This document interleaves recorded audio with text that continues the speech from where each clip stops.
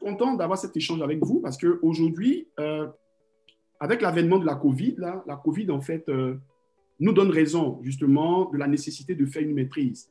Et récemment, je lisais justement un article qui disait que la COVID est juste, justement, une petite manifestation de ce qui risque d'arriver, en fait, de ce que l'humanité risque de vivre dans les prochaines années. Ce n'est pas forcément une pandémie, là, mais on est arrivé dans une ère où c'est l'ère de l'incertitude. On sera amené à vivre des chocs.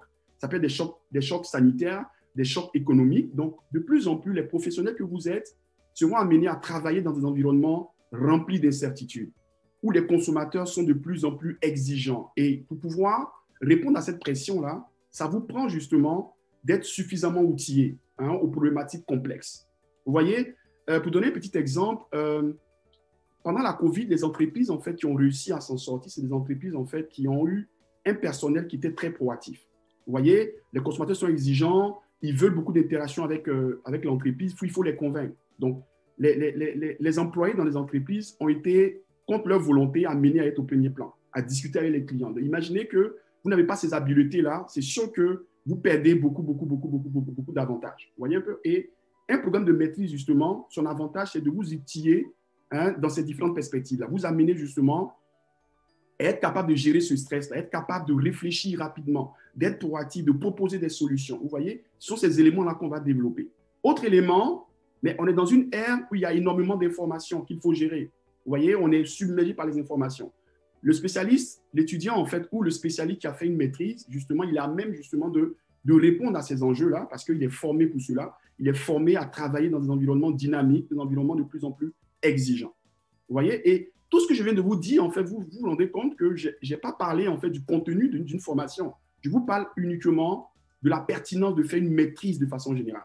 Vous voyez un peu? Et ça, c'est intéressant parce que moi, en tant que directeur du programme de maîtrise, et puis avec mes collègues qui ont eu aussi à vivre ces mêmes expériences que je viens de vous présenter, on s'est assis, on s'est dit, ben, qu'est-ce qui pourrait être l'ossature, en fait, d'une bonne maîtrise en sciences de la consommation? Voilà, donc, on a pensé, on s'est dit, ben, on va essayer d'intégrer tous ces éléments-là, tous les facteurs d'appréhension de nos étudiants, on va essayer de les mettre ensemble, réfléchir ensemble pour leur présenter justement un programme qui fait sens, un programme qui pourrait leur permettre justement de comprendre la complémentarité de ce qu'ils ont eu à faire directement au baccalauréat.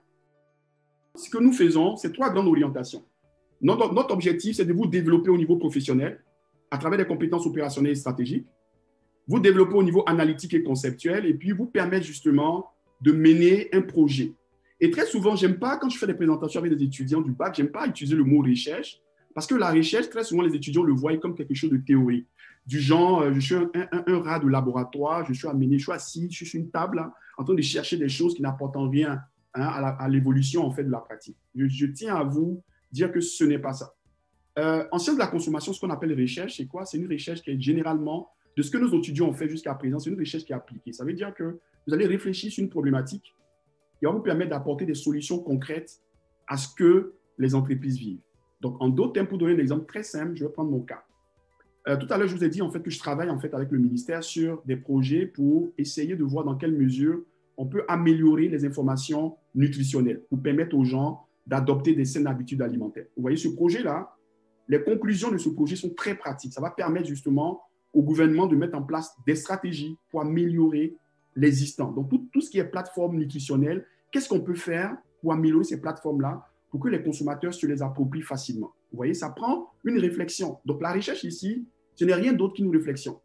À partir du moment où vous réfléchissez, vous mettez en branle un processus de réflexion, vous faites de la recherche. Donc, le mot recherche ici, il ne faudrait pas que ça vous fasse peur de penser que vous êtes dans un bureau, là, 24 heures ou 8 heures par jour en train de crier sur quelque chose qui ne fait pas avancer l'humanité. Vous voyez? Donc, vraiment, je veux vraiment préciser là-dessus que ce n'est pas vraiment du tout ça. Il peut arriver que certains étudiants qui ont cette préférence-là fassent ce type de recherche, mais grosso modo, ce qu'on veut en sciences de la consommation, c'est une recherche qui est vraiment appliquée.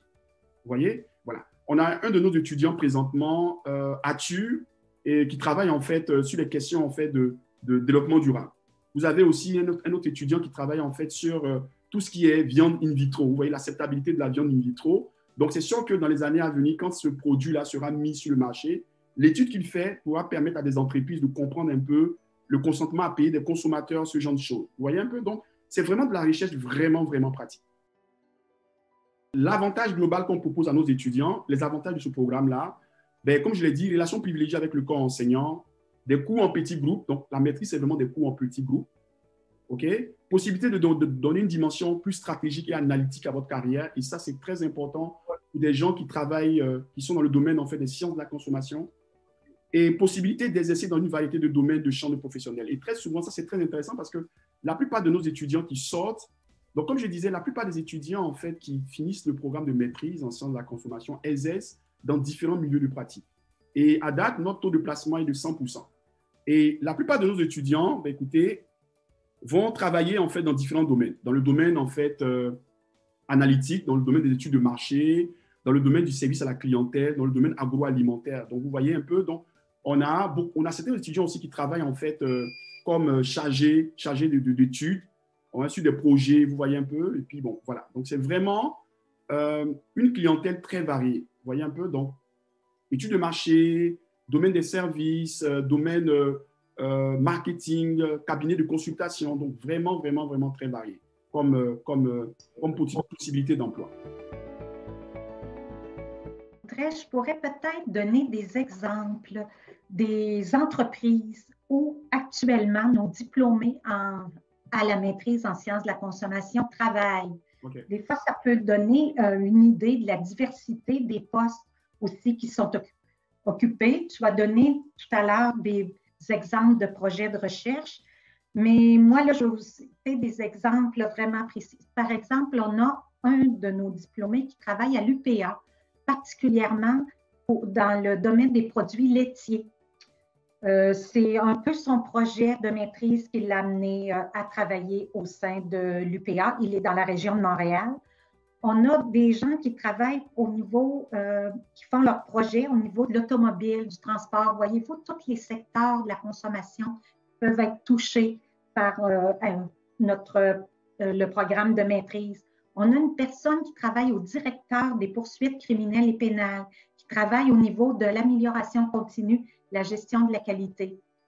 On a quelqu'un qui travaille plus en recherche, mais à l'Industrielle Alliance, par rapport au profil au niveau financier. On a quelqu'un qui travaille chez TELUS, quelqu'un qui travaille chez Parc Canada, des gens qui travaillent en recherche chez Léger Marketing, dans une firme Grant Thornton. Voyez-vous, c'est très, très diversifié selon vos champs d'intérêt. Il y a une multitude d'entreprises qui peuvent engager ou utiliser les services là, des diplômés à la maîtrise en sciences de la consommation. Fait que je trouvais peut-être intéressant d'ajouter ça. Là, des fois, je reconnais certaines personnes là, qui participent aujourd'hui. Puis des fois, on a une certaine incertitude. Qui peut m'engager? Je vais travailler où? Est-ce qu'il y a des opportunités de carrière?